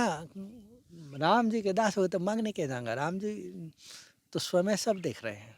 अभी कोई चीज़ की ऐसी कोई आवश्यकता है महाराज जी जो पूर्ति की हो, जो ऐसी कोई चीज़ हो जो आपने नहीं अभी कुटिया में? फ़िलहाल कोई ज़रूरत नहीं है, और थोड़ा इसे जैसे गर्मी ख़त्म हो जाएगा तो खाली प्लास्टिक बदलना पड़ेगा हमको। प्लास्टिक बदलना पड़ेगा। और महाराज जी तकत वकत सब है? आप तो अंदर जाके देखे हैं ना। नहीं, आपको कौन चीज़ की हम तो आवश्यकता हो? बिल्कुल एकदम सिंपल में रहता हूँ। हमारे पास कोई बनावटी नहीं, कहीं कुछ नहीं, नहीं। स्वरूप भी नहीं बनाता हूँ, जटा बूट भी नहीं रखता हूँ कि बहुत कोई देख के आकर्षण आया। कहीं हमको तो नहीं, चुपचाप भजन अगर करना है आपके अपना। जैसे मैं देखा तकत नहीं दिखाई दी, इसलिए पूछ रहा हूँ तकत की हाँ नहीं, सोचता तो हूँ कभी कभी, आवश्यकता पर तो- हमारा काम चल जाता है, नीचे तो ऊपर टंगने की नहीं, क्या जरूरत पड़ेगी। क्योंकि हम चाहते भी हैं कि एक तकत अगर आपकी आवश्यकता हो, हम साधक हैं बहुत सारे, उन्होंने कहा महाराज जी कोई सेवा का मौका मिले तो हम सेवा करना चाहते हैं, हाँ तो सेवा तकत की सेवा करवा दो, तो आपकी आज्ञा हो तो। देखिए वो धीरे धीरे सब होता रहेगा। महाराज जी ने इशारा किया है, हम सभी मिलके धर्म की यात्रा के परिवार के सदस्यों द्वारा महाराज जी के तकत हम करने की कोशिश करेंगे। साथ ही यहाँ पर महाराज जी पुजारी जी है ना, उनके यहाँ एक उनके भी थोड़ा माता जी बीमार है, उनको उनकी हाइट कम बताई उन्होंने, तकत 1 फीट की, तो ये 2 तकत हमारे यहाँ नज़दीक में हो जाएगा। एक आपके तो पूरा साइज का हो गया फुल, और उनके थोड़ा हाइट का, हाँ चला हमारा कोई उनके दोनों का ही करूँगा साथ में, आपके तो करूँगा, जैसे क्या करूँ। हमारा तो काम चल जाता है, कोई फर्क नहीं पड़ती नहीं अपने तो को। अभी भक्तों की इच्छा हो जाती करने के दोनों। महाराज हम ज्यादा तो हमारे गुरुजी देखे तो वो जैसे रहते थे वैसे ही पड़े रहते थे। हम्म, हम भी उनका देख के चलता हूँ। हम्म। वो बोले कि मुख्य रूप से भगवान का भजन करते रहो, दुनिया को खुश करने की क्या ज़रूरत है अपना। ये तो मैं थोड़ा इसलिए बोल देता हूँ कि आजकल ईसाई मिशनरियाँ बड़ी तेज़ हैं सब। आपके माध्यम से हम सबके पास तो नहीं पहुँच सकता हूँ, पर हमारी बात सबके पास पहुँच जाएगी, इसलिए मैं बोल देता हूँ ताकि इससे कुछ रक्षा हो जाए। सही है महाराज, यही महाराज जी बहुत अच्छी है महाराज जी। जैसे ये कहना नहीं चाहिए, और जैसे कहा भी गया है, हमारे सनातन धर्म ही कहते हैं कि सब प्राणियों में सद्भावना, जन का कल्याण हो। बाकी ये मैं देखा हूँ ये लाइन किसी धर्म में नहीं बोली जाती, हाँ, नहीं बोली जाती है ना। ये हमारे एक सनातन धर्म में ही बोली जाती हाँ, अब दूसरे के स्त्री को माँ समझो, दूसरे के धन को ढेला समझो। ये मुसलमान क्या समझता है सब? वो तो सारी भोग सामग्री समझता है सब। दूसरे के धन हड़पना, दूसरे के धर्मांतरण का सब कुछ, तो ये सारे धर्म हड़पने वाला है। पर सनातन धर्म हड़पने वाला नहीं है, सर्वे संतु निरामया वाला है। सर्वे संतु निरामया, सब सुखी रहें, सब निरोग रहें, ये हमारे यहाँ केवल चिंतन होती है। है। जैसे कि महाराज जी की ज़्यादा तो समय नहीं लूँगा, बहुत कितना टाइम हुआ विष्णु? हाँ 1.5 घंटा हुआ है लगत महाराज। आप प्रश्न लगाते रह गए, आज लंबा चौड़ा में प्रश्न गए। कोई नहीं महाराज जी। साथियों, जैसे कि महाराज जी की मैं सत्संग ली, बहुत सारे सवाल लिए, लेकिन सवाल आपके हज़ारों पे आए और मैंने कुछ लिया, ये बुरा मत माना क्योंकि समय निर्धारित होता है। मैं इनडायरेक्टली लेता हूँ, ये नहीं कि मैं इस नाम का ले रहा हूँ। मैं जैसे स्क्रॉल किया, किसी अचानक इनका ले लिया, इनका ले लिया, 10-20 छोड़ के। कोशिश कीजिए आप सवाल कंटिन्यू हर वीडियो में कीजिए, तो आपका सवाल ज़रूर आएगा नेक्स्ट वीडियो में, विश्वास दिलाता हूँ। और फिर मिलते हैं अगले सत्संग के साथ, तब तक जय हिंद, वंदे मातरम, जय सीताराम। हे नाथ, हे मेरे नाथ, मैं आपको भूलूं नहीं। जय गुरुदेव, जय सभी संतों के महाराज को। जय सीताराम, जय सीताराम। तो उस दिन वो सन्यासी बाबा के पास गए।